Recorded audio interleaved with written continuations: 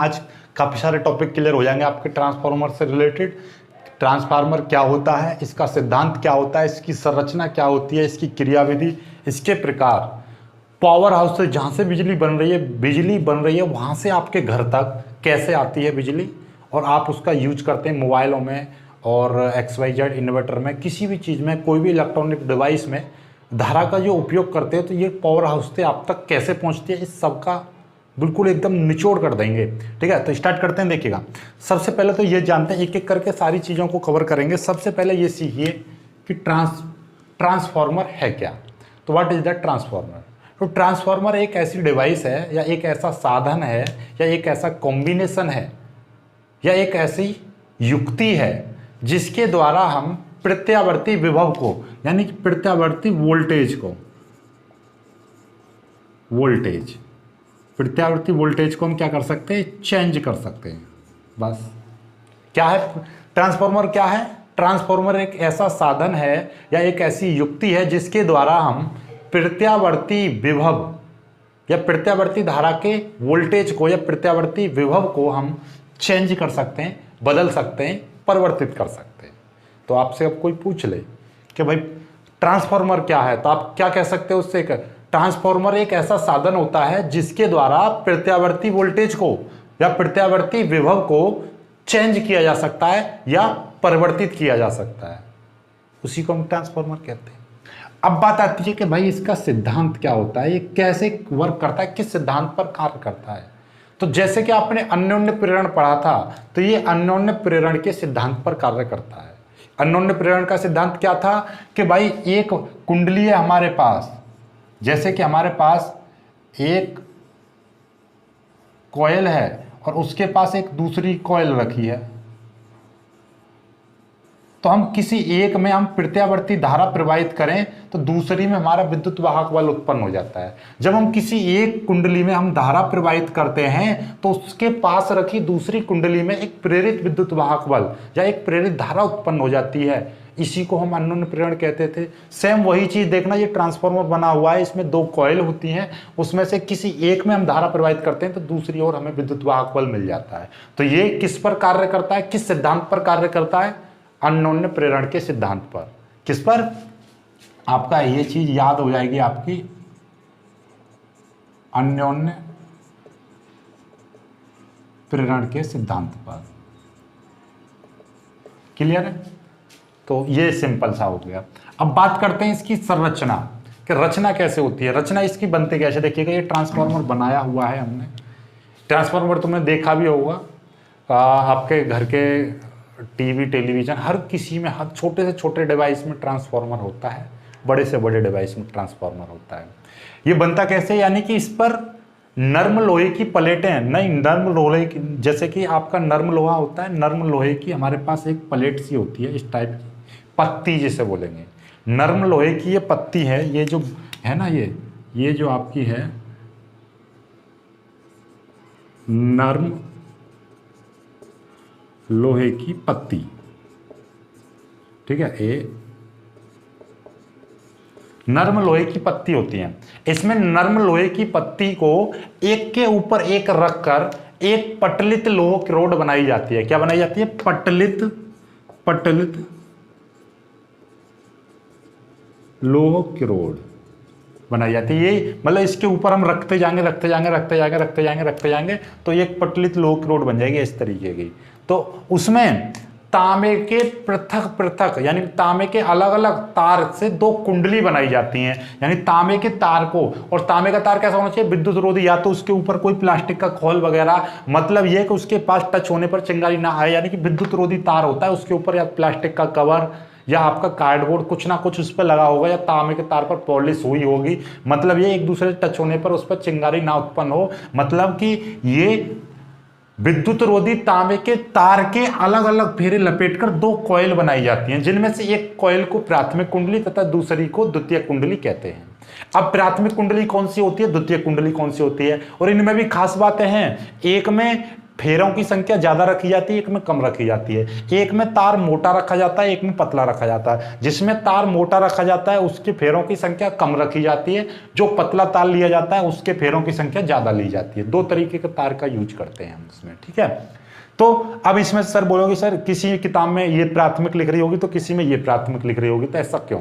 ये दो तरीके की होती हैं, जिसमें भाई ट्रांसफार्मर की ये जो फेरों की संख्या पर निर्भर करता है, इससे प्रकार बनते हैं। ट्रांसफार्मर दो प्रकार से होते हैं। इस पत्ती के आधार पर हम कितने प्रकार का बनाया है, ट्रांसफार्मर दो प्रकार का होता है। जिसमें यानी कि ये यदि हम मैं बात करूं सपोज दैट कि ये आपका प्राथमिक कुंडली यानी कि प्राथमिक कुंडली, इसको मैं प्राइमरी कॉइल बोलूंगा पी, और ये है द्वितीयक कुंडली, द्वितीयक कुंडली, इसको एस सेकेंडरी कॉइल, ठीक है। तो ये है आपकी, इसको मैं एस लिख दे रहा हूं, इसको पी लिख दे रहा हूं, समझ में आ गई। प्राथमिक कॉइल यानी कि पी और ये सेकेंडरी कॉइल। अब कहोगे सर आपने यहां पे पी लिख सकते हो, बिल्कुल लिख सकता हूं। ये जो ट्रांसफार्मर क्रियाविधि अभी समझाएंगे, पहले प्रकार समझ लो इसके। ट्रांसफार्मर दो प्रकार के होते हैं, एक उच्चाई और एक अपचाई। कितने प्रकार के? एक होता है आपका, देखिएगा नाम से इंग्लिश में करोगे याद तो ज्यादा बेटर याद हो जाएगा। एक होता है स्टेप अप ट्रांसफार्मर और एक दूसरा होता है आपका स्टेप डाउन।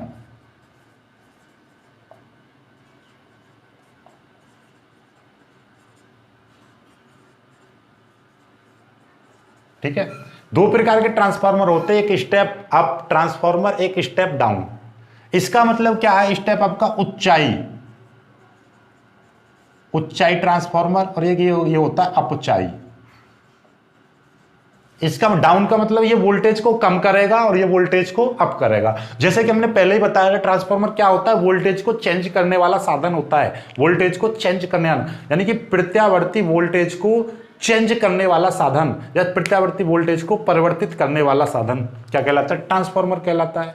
अब ये जो चेंज में तो ऐसा भी तो हो सकता है, मान लीजिए भाई कोई चीज है, मान लीजिए 10 वोल्ट है विभव, उसको बढ़ा दिया 15 कर दिया, ये भी चेंज हो गया यानी कि 10 से बढ़ गया, और 10 से आप इसको 5 कर दो भाई तो भी तो चेंज हो रहा है। तो इसीलिए इसको ट्रांसफार्मर को चेंज करने के आधार पर दो प्रकार से बांटा जाता है, दो प्रकार से इसको विभाजित किया जाता है, या इसके दो प्रकार होते हैं। एक पहला आपका जो आपको स्टेप अप यानी कि जो वोल्टेज को बढ़ा देता है उसको हम स्टेप अप ट्रांसफार्मर कहते हैं। एक होता है स्टेप डाउन जो वोल्टेज को कम कर देता है, ठीक है। अब वही चीज यहां से होती है, देखिएगा जिस ये आपका देखिएगा, दोनों के मैं चित्र बना देता हूं। ये देखिएगा, यदि मैं बात करूं ये इस तरीके से आपका है, ये इसमें क्या है? ज्यादा फेरे हैं और 1 2 3, ये पटलित लोक रोड, पटलित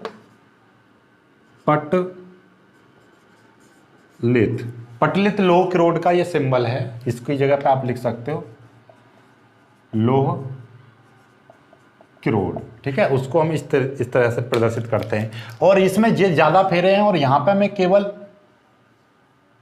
इस तरीके से बना दूं। इसमें मैं लिख दे रहा हूं प्राइमरी कॉइल और इसको लिख दे रहा हूं मैं सेकेंडरी कॉइल। तो इसका मतलब ये है, और हमेशा ध्यान समझ लेना, जो प्राइमरी कॉइल होता है उसको हम इनपुट देते हैं, ये हमेशा हमें स्रोत से जोड़ते हैं। इसको हम किससे? प्रत्यावर्ती स्रोत से हमेशा हम जोड़ते हैं, यानी कि ये हमारा एसी मेंस प्रत्यावर्ती वोल्टेज स्रोत से हम इसको जोड़ते हैं, यानी करंट यहीं से देते हैं भाई। तो ये हमेशा प्राथमिक कॉइल पर देते हैं। जिसकी प्राथमिक कॉइल में ज्यादा फेरे और सेकेंडरी कॉइल में कम फेरे होते हैं, ये यहां पर क्या होता है आपका, ये यहां से आपका निर्गत यानी कि आउटपुट मिलता है, ये आपका इनपुट होता है। इनपुट को हम हिंदी में निवेशी बोलते हैं और ये होता है निर्गत, ठीक है। समझ में आ गई बात? तो मतलब क्या है, एक दो तरीके के, और एक और बनाएंगे हम इसमें, जिसमें ये तो है कम फेरे, ठीक है, ये एसी मेंस, और यहां पे हमने 3 ये लगा दिए, लोक रोड हो जाएगी, और इसमें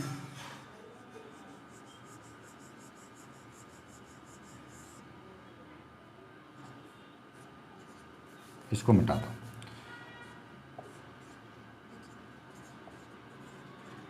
आउटपुट। तो इसमें क्या चीज दिखाई दे रही है, देखिएगा इसमें आपका ये प्राथमिक कॉइल और ये आपकी सेकेंडरी कॉइल। तो इसमें जो सेकेंडरी कॉइल में ज्यादा फेरे हैं, इसमें कम फेरे हैं। तो देखिएगा हमेशा धारा यहां से आउट इनपुट करेगी, यहां से जाएगी, तो ये ज्यादा है, तो ज्यादा फेरों से ज्यादा वोल्टेज होगा और इसको ये क्या कर देगा, कम कर देगा। तो इसको बोलेंगे हम स्टेप डाउन, इस वाले ट्रांसफर को बोलेंगे हम स्टेप डाउन ट्रांसफार्मर बोलेंगे, ट्रांसफॉर्मर। और ये हो जाएगा स्टेप अप।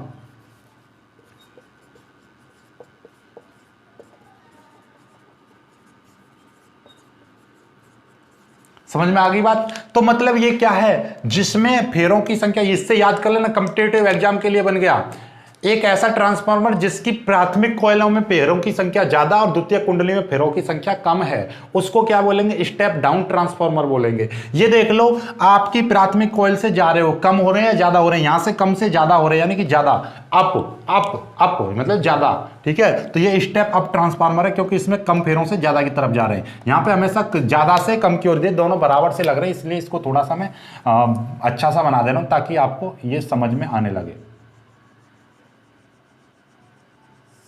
अब आप समझ जाओगे इसको बहुत आसानी से, ठीक है। इसमें फेरों की संख्या ज्यादा है, इसमें फेरों की संख्या कम है। आई होप कि आपको ये दोनों सिंबल आपको समझ में आ गए होंगे। जहां पर ये चीज दिखाई दे रही हो तो आप समझ जाना कि इसमें जो इनपुट, अब इसमें इनपुट ये कौन से चित्र बना हुआ है। आप यदि यहां पर आप क्या लिख दोगे, प्राथमिक कॉइल लिख रखा है, तो मतलब इसको आपने किससे जोड़ा है, इस तरीके से एक सिंबल सा दे देते हैं हम इसको, एसी मेंस। इससे पता चलता है कि हमारा एसी मेंस इधर है, इधर आउटपुट है। तो प्राथमिक कॉइल कम है और ये ज्यादा, तो ये स्टेप अप यानी कम से ज्यादा को कर रहा है, ठीक है। तो ये स्टेप अप ट्रांसफार्मर है, यानी कि उच्चाई ट्रांसफार्मर है। अब इनकी क्रियाविधि को समझेंगे हम। उससे पहले ये आपको समझ में आ गया, एक बार फिर से मैं रिवाइज करा दूं, ठीक है। आप कहते हो सर दोबारा बता दिया करो, तो एक बार फिर से हम तीनों चीजों को रिवाइज करेंगे। क्या क्या चीज सीखी है अभी हमने। ट्रांसफार्मर क्या है, ट्रांसफार्मर एक ऐसा साधन होता है या ट्रांसफार्मर एक ऐसी युक्ति होती है जो प्रत्यावर्ती धारा वोल्टेज को, जो प्रत्यावर्ती धारा के वोल्टेज को परिवर्तित कर देती है या प्रत्यावर्ती धारा के वोल्टेज को कम या ज्यादा कर सकती है। ऐसे साधन को हम क्या कहते हैं, ट्रांसफार्मर कहते हैं। और हमेशा ध्यान समझना, ये प्रत्यावर्ती वोल्टेज पर ही काम किया जाता है, प्रत्यावर्ती धारा पर ही काम करता है और बाकी किसी भी धारा के, यानी कि डीसी धारा पर काम नहीं करता है। ये ध्यान रखना है, ठीक है। इसका सिद्धांत अन्योन्य प्रेरण के सिद्धांत पर आधारित होता है। अन्योन्य प्रेरण का सिद्धांत क्या है, इसका सिद्धांत आप ऐसे भी लिख सकते हो, ट्रांसफार्मर का सिद्धांत अन्योन्य प्रेरण के सिद्धांत पर आधारित होता है। जैसे कि दो कुंडलियों में से, पास रखी दो कुंडलियों में से किसी एक कुंडली में हम धारा प्रवाहित करते हैं, तो दूसरी कुंडली में प्लस परिवर्तन के कारण विद्युत वाहक बल उत्पन्न हो जाता है। इसी सिद्धांत पर आधारित होता है ट्रांसफार्मर का सिद्धांत। समझ में आ गया सिद्धांत क्या है, अन्योन्य प्रेरण के सिद्धांत पर आधारित होता है ट्रांसफार्मर का सिद्धांत। इसकी रचना कैसी है, यानी कि इसमें ट्रांसफार्मर पर एक नर्म लोहे की पत्ती, नर्म लोहे की आयताकार या वृत्ताकार या गोलाकार पत्ती को एक के ऊपर एक रखकर एक पटलित लोह रॉड बनाई जाती है, जिसके ऊपर विद्युत रोधी तांबे के तार का मतलब क्या है, वो उसके ऊपर कुछ ना कुछ, तार के ऊपर कुछ ना कुछ प्लास्टिक का या गत्ता या कुछ ना कुछ उस पर लिपटा होगा, ठीक है। तो विद्युत रोधी तांबे के तार के पृथक फेरे लपेटकर दो अलग अलग कुंडली बनाई जाती हैं, जिनमें से एक कुंडली को प्राथमिक कुंडली तथा द्वितीय कुंडली को, तथा दूसरी कुंडली को द्वितीय कुंडली कहते हैं। प्राथमिक कुंडली को सदैव एसी मेंस यानी कि प्रत्यावर्ती स्रोत से जोड़ते हैं। प्रत्यावर्ती कुंडली की यानी कि प्राथमिक कुंडली को सदैव प्रत्यावर्ती धारा से जोड़ते हैं या प्रत्यावर्ती धारा स्रोत से जोड़ते हैं या प्रत्यावर्ती वोल्टेज स्रोत से जोड़ते हैं, या सीधे सीधे बोल लीजिए प्रत्यावर्ती स्रोत से जोड़ते हैं। और दूसरी कुंडली से, द्वितीय कुंडली से हमेशा आउटपुट या निर्गत वोल्टेज या निर्गत धारा प्राप्त की जाती है। मोस्टली बोलोगे निर्गत वोल्टेज प्राप्त किया जाता है, इससे निर्गत वोल्टेज आपका प्राप्त होगा। क्लियर हो गया, प्रकार पता चल गए। ट्रांसफार्मर दो प्रकार का होता है, स्टेप अप स्टेप डाउन, उच्चाई ट्रांसफार्मर, अपचाई ट्रांसफार्मर। उच्चाई ट्रांसफार्मर एक ऐसा ट्रांसफार्मर होता है जिसमें प्राथमिक कुंडली में ऊंचाई की बात कर रहे हैं, ये वाला, जिसमें प्राथमिक कुंडली में कम फेरे तथा द्वितीय कुंडली में अधिक फेरे होते हैं, उसको हम क्या कहते हैं? स्टेप अप ट्रांसफार्मर कहते हैं। अर्थात हम इसके लिए हम एक वर्ड भी यूज कर सकते हैं, एनपी यानी फेरों की संख्या H लेस देन NS, मतलब सेकेंडरी कॉइल के नंबर ऑफ राउंड्स। एन का मतलब क्या है? फेरों की संख्या। तो ये सेकेंडरी कॉइल में फेरों की संख्या प्राथमिक कुंडली की फेरों की संख्या से अधिक है, तो उसको हम क्या बोलेंगे? स्टेप। और इसमें क्या है? इसमें आपका ये जो प्राथमिक कुंडली की जो फेरों की संख्या है और इसकी, इसमें कौन ज्यादा है? इसमें ये ज्यादा है, यानी कि प्राथमिक कुंडली के फेरों की संख्या ज्यादा है, उसको हम क्या बोलेंगे? आपका स्टेप डाउन ट्रांसफार्मर। क्लियर हो गया? एक ऐसा ट्रांसफार्मर जिसकी प्राथमिक कुंडली में फेरों की संख्या अधिक तथा द्वितीय कुंडली में फेरों की संख्या कम होती है, उसको हम स्टेप डाउन ट्रांसफार्मर कहते हैं। एक ऐसा ट्रांसफार्मर जिसमें प्राथमिक कुंडली में फेरों की संख्या कम तथा द्वितीय कुंडली में फेरों की संख्या ज्यादा होती है, उसको हम स्टेप अप ऊंचाई ट्रांसफार्मर कहते हैं। क्लियर? अब यहां से आगे की बात चल, पेपर में जो मैं बोल रहा हूं वही लिख के आना और ज्यादा कुछ नहीं लिखना है, ठीक है? अब देखिएगा इसकी क्रियाविधि में कुछ ज्यादा थ्योरी नहीं लिखनी है, केवल एक छोटा सा डेरिवेशन सा है कि माना कि प्राथमिक कुंडली में फेरों की संख्या, इसके लिए कर रहा हूं मैं, माना कि प्राथमिक कुंडली में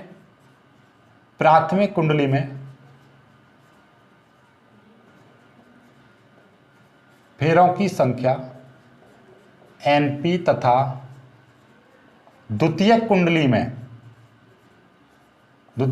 फेरों की संख्या NS है।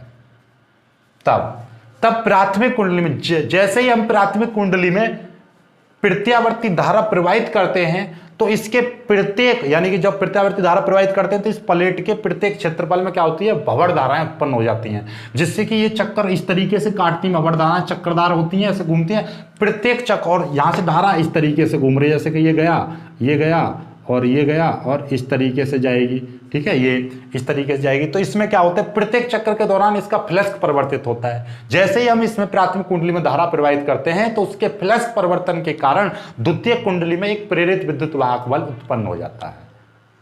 तो द्वितीय कुंडली में प्रेरित विद्युत वाहक बल उत्पन्न हो जाएगा। तो प्राथमिक कुंडली का जो प्रेरित विद्युत वाहक बल है EP, हमने मान लिया प्राथमिक कुंडली का जो प्रेरित विद्युत वाहक बल है -N/dt और NP लिख देंगे, और ES द्वितीय कुंडली का, देखो प्राथमिक कुंडली का भैया आप जानते हो विद्युत वाहक बल बराबर क्या होता है?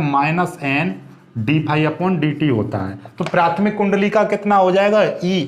EP लगाएंगे, प्राथमिक कुंडली प्राइमरी कॉइल का तो प्राइमरी कॉइल का लेंगे, और d/dt दोनों में वो तो बराबर रहेगा, जितना फ्लक्स कितने परिवर्तित होगा उतना इधर उत्पन्न हो जाएगा, तो बराबर -NS/d/dt ये आ जाएगा। अब मैं कह रहा हूं EP/ES कह रहा हूं, तो इनमें दोनों में यदि मैं भाग करूंगा, इसमें इसका भाग करूंगा, d5 से d5 कट जाएगा, माइनस से माइनस कट जाएगा, तो डायरेक्ट लिख दूं NP/NS। देखिएगा EP/ES, यानी इसमें और इसका भाग कर देंगे तो माइनस से माइनस कट जाएगा, d5/dt से d5/dt कट जाएगा, तो NP/NS बचेगा, ये बच गया आपका, ठीक है? अब मान के चलने को, माना कि ये जो कुंडली है इसका जो है प्रतिरोध शून्य है, माना कि इसका प्रतिरोध शून्य है। जब इसका प्रतिरोध शून्य मानेंगे तो इसका जो विद्युत वाहक बल है, माना कि कुंडली का या ट्रांसफार्मर की प्लेटों के बीच का जो प्रतिरोध है वो शून्य माना है अपने। जब हम इसका माना कि प्रतिरोध इसका कितना है, माना कि इसका जो प्रतिरोध है वो शून्य है, शून्य मान लिया। जब इसका प्रतिरोध शून्य है तो क्या होगा कि इसका जो E जो है आपका E विद्युत वाहक बल EP बराबर क्या होगा? VP होगा, और ES बराबर क्या होगा? VS होगा। यानी कि प्राथमिक कुंडली का विद्युत वाहक बल प्राथमिक कुंडली के वोल्टेज के बराबर होगा। सिंपल सी बात है, आप जानते हो E बराबर विद्युत वाहक बल बराबर V+IR होता है, स्मॉल IR। ये जब इसका मैं कह रहा हूं कि इसका आंतरिक प्रतिरोध शून्य है, इन प्लेटों के बीच का आंतरिक प्रतिरोध शून्य मान लिया मैंने। जब इसका प्रतिरोध शून्य हो जाएगा तो ये खत्म, 0 आ जाएगा, तो E बराबर कितना आ जाएगा? V आ जाएगा। और वैसे भी आपको पता है विद्युत वाहक बल और वोल्टेज आपस में बराबर ही होते हैं भाई। मैक्सिमम कंडीशन में आपका विद्युत वाहक बल और बोलते ना विद्युत वाहक बल और वोल्टेज, दूसरे वाले चैप्टर में आपने किया होगा, विद्युत वाहक बल और आपका वोल्टेज। मतलब विभव की परिभाषा क्या होती है, विभवांतर की। विभवांतर की परिभाषा क्या होती है, एकांक आवेश को एक बिंदु से दूसरे बिंदु तक ले जाने में किया गया कार्य विभवांतर कहलाता है। और एकांक आवेश को सेल सहित पूरे परिपथ में प्रवाहित करने में किया गया कार्य क्या कहलाता है, आपका विद्युत वाहक बल कहलाता है। तो ये विद्युत वाहक बल और विभवांतर यानी कि विभव में ये संबंध होता है। जब हमारा प्रतिरोध जीरो हो जाएगा तो प्रतिरोध जीरो होने की कंडीशन में विद्युत वाहक बल आपका वोल्टेज के बराबर होता है। तो वही चीज हमने मान लिया कि माना कि इसका आंतरिक प्रतिरोध शून्य है। आप कहोगे सर आपने आंतरिक प्रतिरोधी शून्य क्यों माना है? अरे मान लिया, क्या दिक्कत है, मत मानो, ठीक है, रहने दो, कोई दिक्कत नहीं है। फिर भी आप कंडीशन यही लगाओगे कि भाई ई बराबर वो इसका आंतरिक प्रतिरोध हम शून्य मान के चल रहे हैं, ठीक है। जब ये हो जाएगा इतना तो सिंपल सी बात है, ई बट्टे पी और ई एस बराबर क्या हो जाएगा, बी एस बट्टे बी पी, बी एस बट्टे बी पी हो जाएगा, सॉरी ये ई पी बट्टे ई एस है तो वी पी बट्टे वी एस हो जाएगा, बराबर कितना हो जाएगा, एन पी बट्टे एन एस हो जाएगा। ये चीज बराबर आ रही है और एक नियतांक इसके आर के बराबर रख देते हैं। इनका जो अनुपात है ये आर कहलाता है, यानी कि ये जो इसका प्राथमिक कुंडली का विद्युत वाहक बल द्वितीय कुंडली के विद्युत वाहक बल का अनुपात, प्राथमिक कुंडली के विद्युत वाहक बल और द्वितीय कुंडली के विद्युत वाहक बल का अनुपात सदैव प्राथमिक कुंडली के फेरों की संख्या तथा द्वितीय कुंडली के फेरों की संख्या के अनुपात के बराबर रहता है। और ये एक नियतांक आता है, इसी को बोलते हैं आर। ये जो वैल्यू निकालेंगे इसको बोलेंगे ट्रांसफॉर्मर का परिणमन अनुपात। क्या,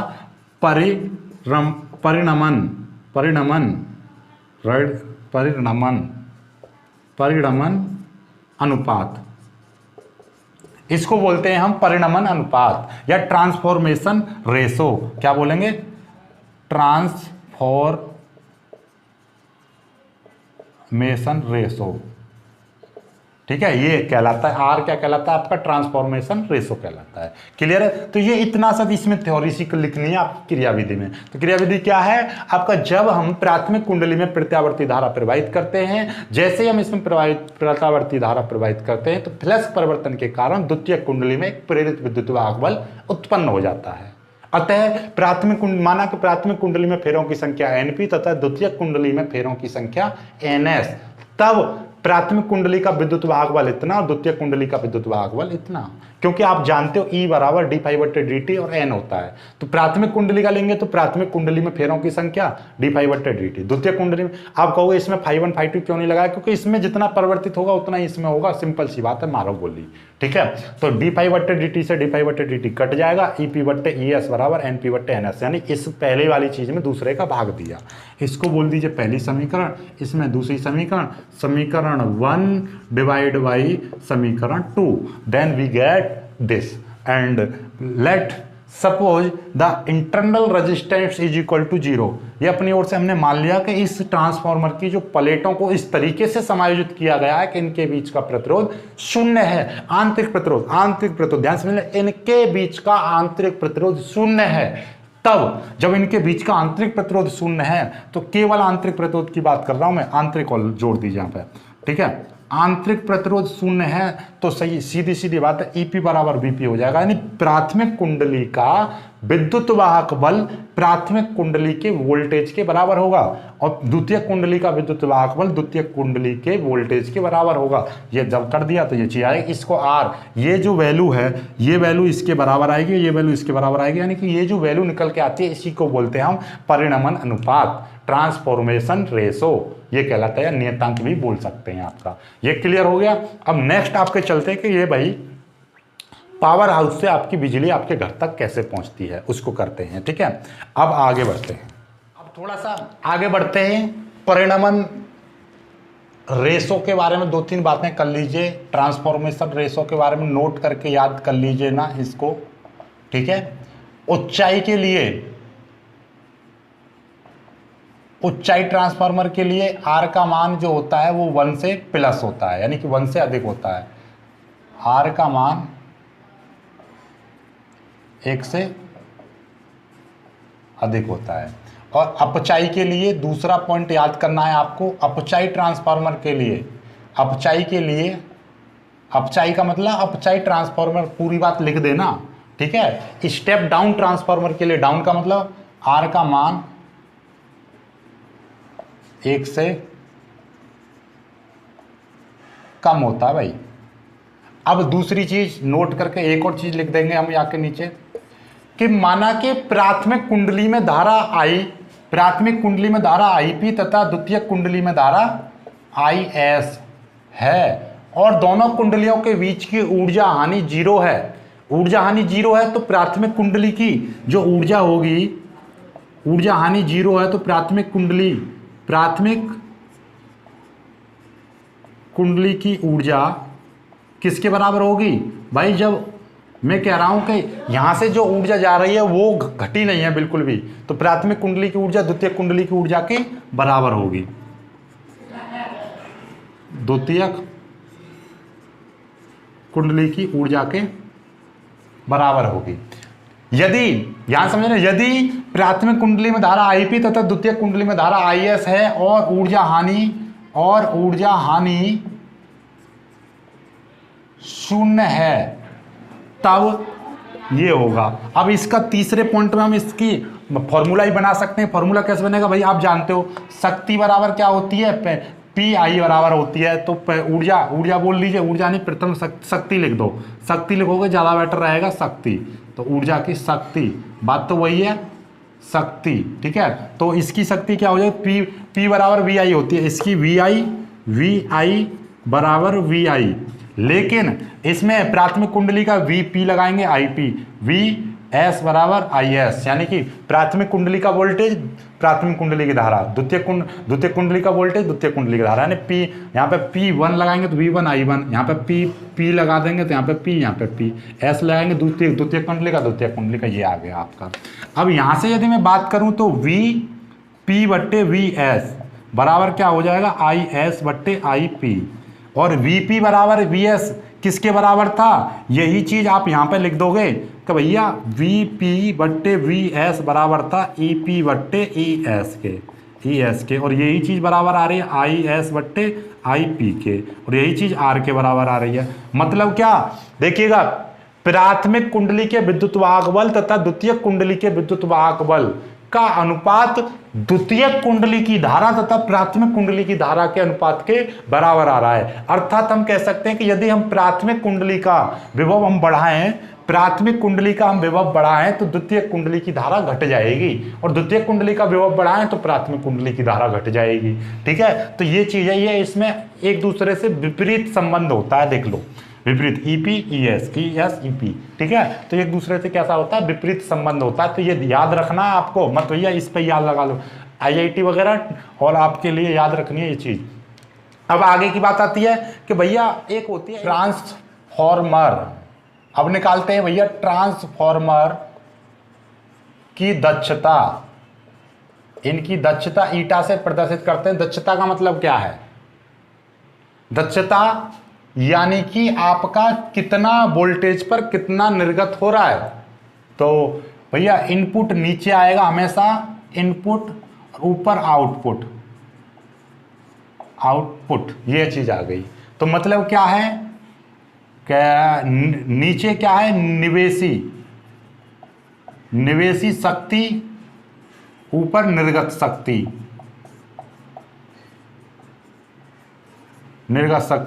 और मतलब क्या है कि भैया नीचे जो चीज है आपकी, नीचे निर्गत शक्ति क्या आई थी? निवेशी, यानी कि वीपी और आईपी, ऊपर क्या आया था? वीएस और आईएस, ये ठीक है, यही तो आया था। निवेशी का मतलब जो इनपुट होता है, यानी कि जो प्राथमिक कुंडली इनपुट में आती है, द्वितीय कुंडली आउटपुट द्वितीय कुंडली पे आता है, ये चीज आ जाएगी आपकी। तो ये ईटा बराबर आ गया आपका। और आप जानते हो, देखिएगा ध्यान से समझ लेना कि भैया प्राथमिक कुंडली की जो ऊर्जा है वो सदैव, प्राथमिक कुंडली की जो शक्ति है वो द्वितीय कुंडली से सदैव ज्यादा रहेगी।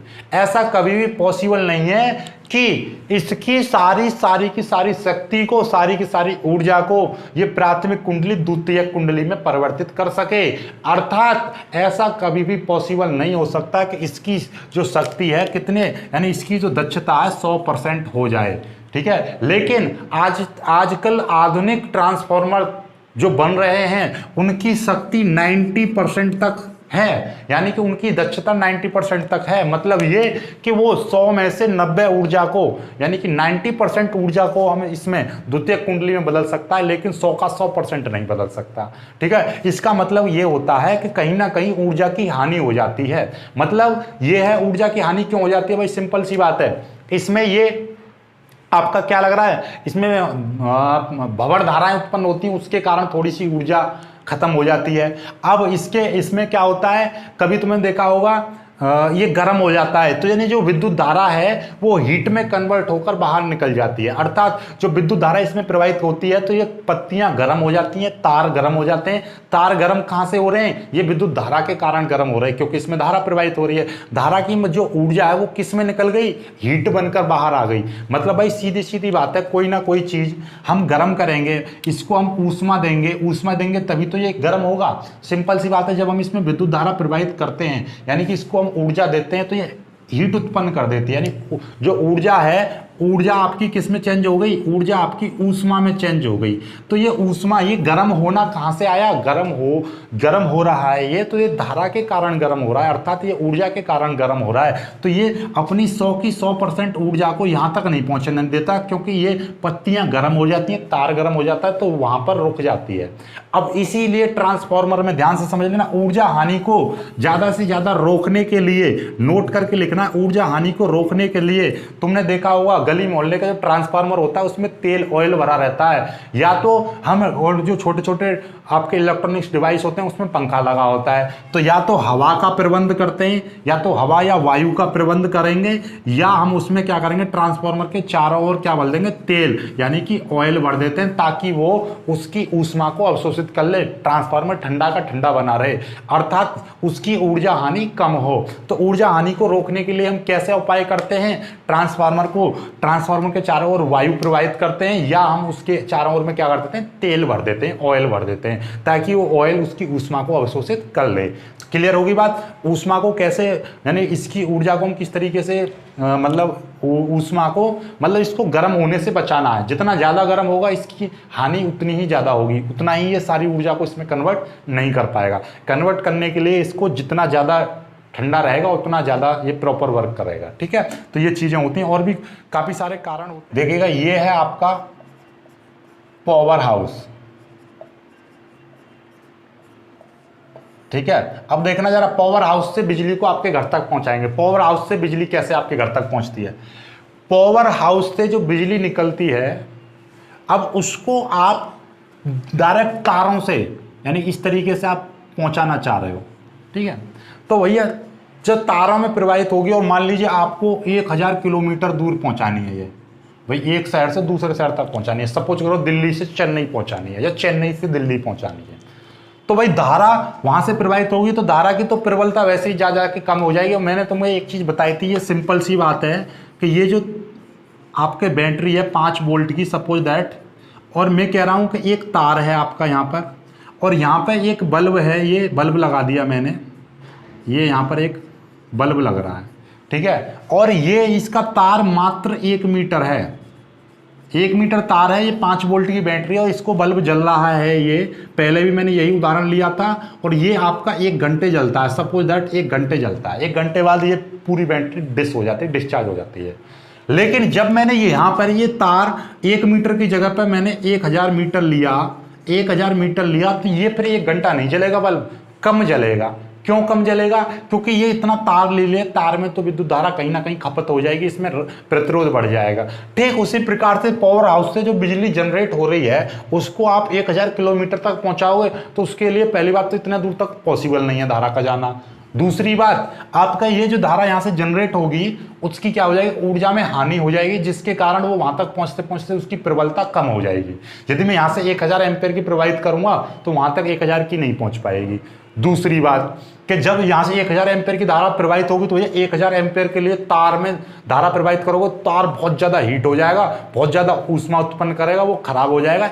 इसीलिए उसके लिए बहुत ज़्यादा मोटे तारों की आवश्यकता पड़ेगी। जब मोटे तारों की आवश्यकता पड़ेगी तो भैया खपत ज़्यादा होगी, उसकी लागत ज़्यादा आएगी, तो यानी बहुत सारे आपके कॉस्टली पड़ेगा और फिर भी धारा उतनी नहीं पहुंच पाएगी। आप इतने बड़े तार लगाओगे वो कितना महंगा पड़ेगा, और दूसरी बात बहुत ज़्यादा खपत होगी, फिर भी पूरी तरह से वहाँ पर 1000 एम्पियर पहुँचाना चाह रहे हो तो वहाँ तक नहीं पहुँच पाएगी। इसीलिए हम यहाँ पर क्या इस्तेमाल करते हैं कि भैया आपका यहाँ पर हम इस्तेमाल करते हैं आपका स्टेप अप ट्रांसफार्मर का इस्तेमाल करते हैं। ठीक है, ट्रांसफार्मर का इस्तेमाल करते हैं स्टेप अप। वो क्या करता है, इसकी वोल्टेज को बढ़ा देता है। जब वोल्टेज को बढ़ा दे देगा तो देखिएगा आपको, देखो सीधी सीधी बात है, V बराबर क्या होता है, IR होता है। हमने इसका प्रतिरोध एक जगह फिक्स कर दिया तो भैया जितना वोल्टेज बढ़ेगा आपका उतना ही आपकी धारा बढ़ जाएगी, सिंपल सी बात है। ठीक है, और अब इसकी हम शक्ति की बात कर रहे हैं, P बराबर VI। इसकी यदि मैं देखो, हमने यहाँ पे क्या कर लिया, इसका वोल्टेज बढ़ा दिया तो इसकी शक्ति देखिएगा, शक्ति हम इसकी बात करें P बराबर होता है VI। ठीक है, यदि मैं आपका वोल्टेज बढ़ा दूं, वोल्टेज बढ़ा दिया जाए तो इसकी धारा को कम कर दोगे। जैसे कि मान लीजिए मेरे पास 100 शक्ति है, 100 यूनिट है। अब हमारे पास में ये V का मान मैं यहाँ पे क्या कर रहा हूँ, 50 कर रहा हूँ, तो धारा का मान 2 लिया जाएगा। और यहाँ पे ये 100 ही है, लेकिन इसको मैं कम कर रहा हूँ, 25 कर रहा हूँ, तो धारा का मान 4 लिया जाएगा। और यदि इसका मान मैं 10 कर रहा हूँ तो इसका मान 10 लिया जाएगा। और यदि इसका मान मैं 2 कर रहा हूँ तो इसका मान मेरे को 50 लिया जाएगा। तो मतलब क्या है, जैसे जैसे मैं वोल्टेज कम कर रहा हूँ, मेरा यहाँ पे वोल्टेज कम है तो मुझे धारा की ज़्यादा आवश्यकता पड़ेगी, तब शक्ति बराबर होगी। इसीलिए मैं चाह रहा हूँ इसका वोल्टेज को मैं इंक्रीज कर दूँ। वोल्टेज इंक्रीज कर दूंगा तो धारा कम है, आसानी से धारा कम इसको क्या करेगी, ना तो तार में कोई दिक्कत आएगी, ना तार गर्म होगा, और पतले तार से ही धारा प्रवाहित हो जाएगी। इसीलिए हम क्या करते हैं, पावर हाउस से जो धारा जनरेट हो रही है उसमें हम क्या लगाते हैं, स्टेप अप ट्रांसफार्मर लगाते हैं, तो वो उसके वोल्टेज को बढ़ा देता है, बहुत ज़्यादा वोल्टेज को बढ़ा देता है। तो वो फिर आसानी से ये जो है धारा आपके मान लीजिए 10 किलोमीटर 10,000 किलोमीटर कहीं पर एक शहर से दूसरे शहर तक पहुंच जाती है। पावर हाउस से जस्ट निकलते ही ट्रांसफार्मर होता है, ट्रांसफार्मर बिजली को जनरेट करेगा, यानी कि वोल्टेज में ज़्यादा बढ़ा देगा, वोल्टेज ज़्यादा बढ़ा देगा, उसके वोल्टेज को ज़्यादा बढ़ा देगा, वोल्टेज से ज़्यादा बढ़ गई। अब मान लीजिए आपका ये शहर आ गया, ये शहर आ गया, आपके शहर में पहुँचानी है बिजली। यहाँ पर आपका शहर है, सपोज दैट यहाँ पर आपका शहर है और ये शहर है, और शहर में आपका ये यहाँ पर घर है, घर तक पहुँचानी है आपके बिजली। शहर में आपका, तो शहर में क्या है, ये यहाँ पर जो आपका शहर से पहले आपकी जो बिजली है वो कहाँ पर आएगी, यानी कि लोकल बोले तो आपके स्थानीय बिजली घर में पहुँचेगी। पहले किस में पहुँचेगी, बिजली घर। आप जानते हो बिजली घर, बिजली घर यानी कि जो लोकल पावर स्टेशन होता है, लोकल आपका पावर स्टेशन, ठीक है, लोकल पावर स्टेशन पर पहुंचेगी। ठीक है, यानी कि बिजली घर पर, जो आपके बिजली, आपके घर, आपकी कॉलोनी, आपके क्षेत्र के आसपास कोई होगा बिजली घर, वहां पर पहुंच जाएगी। अब यहां से ये तो हैवी वोल्टेज आ रहा था, यहां पर हैवी वोल्टेज आ रहा था। ये हैवी वोल्टेज तो मतलब बहुत ज्यादा, कई हजार वाट, कई हजार किलोवाट पे पहुंचा रहा है, मतलब कई हजार वाट, यानी कि 3000 किलोवाट या 3000 वाट, इतने वाट पर ये इसकी शक्ति होती है, यानी कई हजार वाट होती है इसकी, यानी इसके वोल्टेज काफ़ी ज़्यादा होते हैं। जैसे बोलते हैं ना, आपने देखा होगा गांवों में 33,000 वाली लाइट है, ये 36,000 वाली लाइट है, यानी कि वो आपका एक स्थान से दूसरे शहर तक पहुंचाई जा रही है हैवी वोल्टेज करके, उसके वोल्टेज बहुत ज़्यादा है। बोले 33,000, 11,000 वाली लाइन, 33,000 वाली, मतलब क्या है वो, उसका आपने देखा होगा 11,000 लिखा है ना, तो उसके V लिख रहा है, यहाँ पर 33,000 लिख रहा है, तो ये मतलब क्या है कि ये 33,000 वोल्टेज लिखा हुआ है, 33,000 वोल्टेज लिखा हुआ है। या आप लिखा देखा होगा 33 kV, या लिखा होगा 11 kV। 11 kV का मतलब क्या है, किलो वोल्टेज, किलो का मतलब 1000, तो 11,000 किलो वोल्टेज। ठीक है, 33,000 किलो वोल्ट, 33,000 वोल्टेज, 11,000 वोल्टेज। तो यानी कि ये यहाँ पर सपोज दैट कि ये 33,000 वोल्टेज को इसने क्या किया, जनरेट किया और यहाँ पर पहुंचे। अब 33,000 का वोल्टेज थोड़ी ना घर में घुसे दोगे, घर में लगा दो तो घर तो आग वाग लग के फूक जाएगा, ब्लास्ट हो जाएगा। इसीलिए यहाँ पे आपका ट्रांसफार्मर लगता है स्टेप डाउन, स्टेप डाउन। क्या लगता है, कौन सा ट्रांसफार्मर लगता है, स्टेप डाउन ट्रांसफार्मर लगता है। यहाँ पे आपका स्टेप डाउन ट्रांसफार्मर लगेगा जो वोल्टेज की प्रबलता को कम कर देगा। यहाँ पर वोल्टेज की प्रबलता यहाँ से कम होकर यानी कि 11,000 तक पहुँच जाती है, यहाँ से 33,000 तो ऐसा नहीं कि एक साथ ही कम हो जाएगी आपकी। भैया आपके घरों में तो मात्र 200 से 200 वोल्टेज मांगते हैं। घरों की जितनी भी पावर सप्लाई है 220 वोल्टेज पे चलती है, 220 मेंस होता है। तो आपका यहाँ से आपका स्टेप डाउन क्या करेगा, वोल्टेज को कम करेगा, 33,000 से 11,000 में कन्वर्ट कर देगा, बिजली घर में पहुंच जाएगी। यहाँ पर आपका बिजली घर से पहले, बिजली घर में जाने से पहले स्टेप डाउन ट्रांसफार्मर लगा होगा जो उसको कन्वर्ट करके किसी में बिजली घर में पहुंचा देगा 11,000 वोल्टेज। और बिजली घर में बहुत सारे और स्टेप डाउन ट्रांसफार्मर लगे रहते हैं। बिजली घर में बहुत सारे स्टेप डाउन ट्रांसफार्मर लगे होते हैं जो वोल्टेज को, इसको 11,000 को और कम करके और कम करके और कम करके वो आपके घर के यूज लायक बनाती है, यानी कि वो 200 वोल्टेज 220 वोल्टेज पर पहुंचा देते हैं। ठीक है, 220 वोल्टेज को आपके यहाँ शहर में पहुंचा दिया।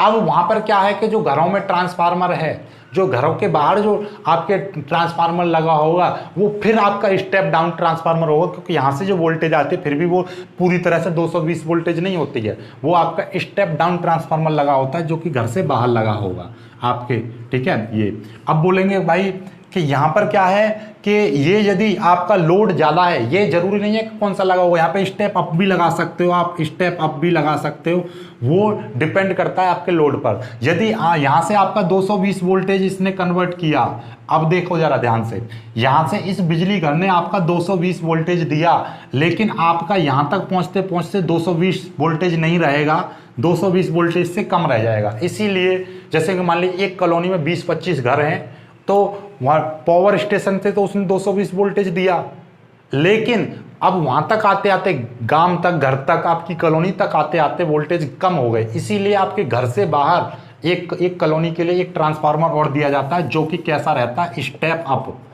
कैसा रहता है, स्टेप अप ट्रांसफार्मर रहता है। स्टेप अप का मतलब क्या है कि ये 220 वोल्टेज यहाँ तक आते आते कम हो गया आपके घर से पहले, तो एक कॉलोनी में 20 घर हैं, तो उस 20 घर को कौन देगा, वो स्टेप अप ट्रांसफार्मर क्या कर देगा, वोल्टेज को बढ़ा देगा।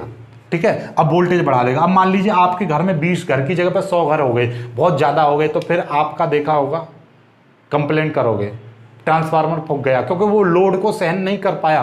भाई वो 220 वोल्टेज बढ़ा रहा है, लेकिन आपका घरों की संख्या ज़्यादा हो गई, इसलिए वो इतना नहीं कर पा रहा है, तो इसीलिए दूसरा ट्रांसफार्मर लगाएंगे, बड़े वोल्टेज का ट्रांसफार्मर लगाएंगे कि वो ज़्यादा वोल्टेज आपको दे।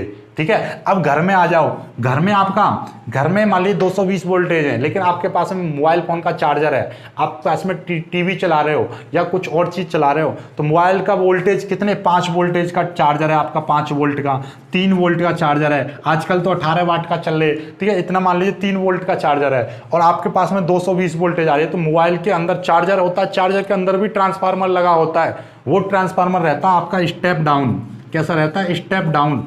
मतलब ये है जहां पर आपको जरूरत पड़ रही है कम की, तो वहां पर स्टेप डाउन ट्रांसफार्मर लगता है, जहां पर लगती है ज्यादा की, वहां पर स्टेप अप लगता है। लेकिन जितने भी इलेक्ट्रॉनिक्स डिवाइस होते हैं उनमें सभी में स्टेप डाउन ट्रांसफार्मर लगा होता है, लेकिन जो कॉलोनी के बाहर लगा होता है वो आपका स्टेप अप ट्रांसफार्मर होता है, क्योंकि उसको कॉलोनी में प्रवाहित करनी होती है ज़्यादा से ज़्यादा वोल्टेज। ज़्यादा से ज़्यादा वोल्टेज देगा कब, जब वहाँ पर वो, और जो पावर हाउस, यहाँ पर सबसे पहले पावर हाउस से जस्ट बाहर स्टेप अप ट्रांसफार्मर लगा होगा, बिजली घर से पहले स्टेप डाउन लगा होगा। बिजली घर में बहुत सारे स्टेप डाउन ट्रांसफार्मर लगे होते हैं जो बिजली को कन्वर्ट करके 220 वोल्टेज पर जनरेट करते हैं। 220 वोल्टेज जनरेट होकर आपकी कॉलोनी तक पहुँचती है, कॉलोनी पर आकर आपका 220 वोल्टेज किस में कन्वर्ट हो जाती है, 220 वोल्टेज को वो उसकी प्रबलता कम हो जाती है, इसीलिए कॉलोनी के बाहर जो ट्रांसफार्मर लगा होता है वो स्टेप अप ट्रांसफार्मर होता है, वोल्टेज को बढ़ा देगा। वोल्टेज को बढ़ाकर वो पुनः आपका 220 वोल्टेज आपके घर में सप्लाई कर देगा। आपके घर में मान लीजिए मोबाइल चार्जर है, उसमें जो ट्रांसफार्मर लगा होगा वो आपका स्टेप डाउन ट्रांसफार्मर होगा, वो वोल्टेज को कम करके आपके मोबाइल तक पहुंचाएगा। अब मोबाइल में 220 घुसेड़ दोगे तो मोबाइल तो फट जाएगा नेक देर में। ठीक है, तो इसलिए आपका आई होप कि जो ट्रांसफार्मर है इसका हर चीज़ अच्छी तरह से आपको समझ में आ गई होगी। समझ में आ गई है तो वीडियो को लाइक करना, अपने दोस्तों के साथ शेयर करना और चैनल को सब्सक्राइब जरूर कर लेना। मिलते हैं एक खूबसूरत सी वीडियो में, तब तक के लिए बाय बाय, जय हिंद।